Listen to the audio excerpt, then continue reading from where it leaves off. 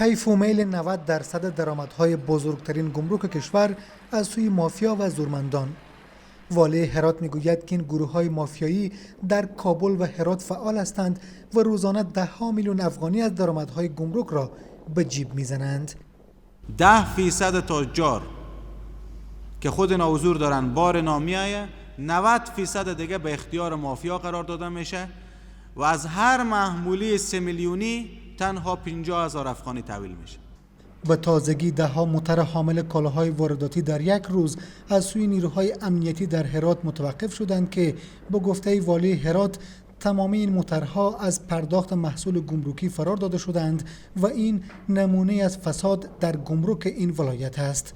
روزانه تا 40-50 میلیون عواید ملی کشور حیف میل میشه. یک حلقه بزرگی هستند اینا کسانی که دست به فساد میزنن. اراکین بلندپای دولت هم از اینجا تا مرکز هستند، کسانی که اینا تقدیر نامه میدن اونا خبر ندارن که چی حالت در گمرک هرات. بارها ما میبینیم که حتی از مرکز میره به داخل گمرک میره، هیچ نتیجه نداده. به نظر من که متاسفانه اراده واقعی دولت به خاطر مبارزه به فساد گمرک اسلام قلعه هرات نداره.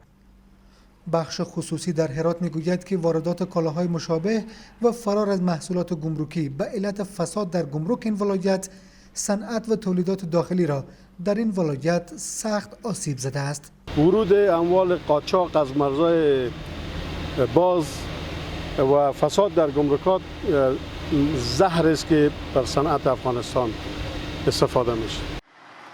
همزمان با افزایش فساد و حیف و میل درآمدهای گمرک هرات، دادن تقدیرنامه از سوی مجلس نمایندگان به رئیس گمرک هرات انتقادهای را برانگیخته است. رئیس گمرک هرات هم چنین هست، عضو یک حزب سیاسی است و به حمایت این عضو حزب سیاسی سعی میکنه که همو از موقعیت خود سوء استفاده بکنه و مسائل اقتصادی به نفع همو حزب خود خلاص بکنه و این حزب سیاسی هم به دلیل از اینکه این آقا یکی از اعضای او حزب است حمایت همه جانبه میکنه.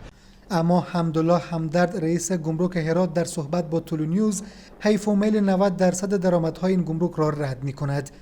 او میگوید که در هفته‌های پسین درآمدهای گمرک هرات از 30 میلیون افغانی در روز به بیش از 100 میلیون افغانی رسیده است.